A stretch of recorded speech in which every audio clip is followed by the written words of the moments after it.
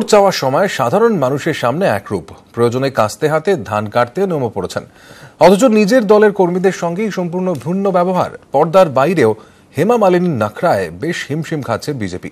কেন দেখুন।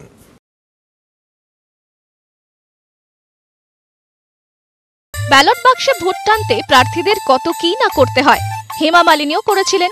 প্রথম দিনের প্রচারে মথুরার গোবর্ধন ক্ষেত্রে বসন্তীকে এভাবেই দেখেছিলেন সকলে। কাস্তে হাতে গ্রামের মহিলাদের সঙ্গে ধান কাটলেন যিনি, সেই হেমা মালিনীকেই এক ভিডিওয়ে পাওয়া গেল একেবারে অন্য রূপে।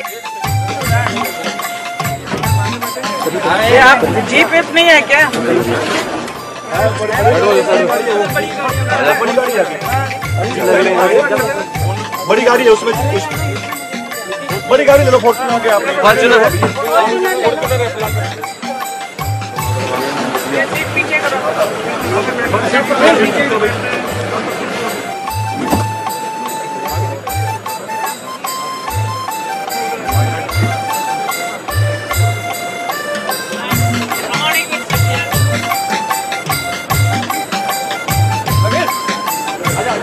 अच्छा, अभी कहाँ ले जा रहे हैं, बताइए कितना दूर है?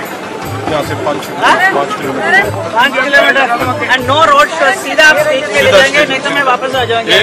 1 मिनट लगेगा बस वहाँ 5 मिनट। নিউজ 18 বাংলা।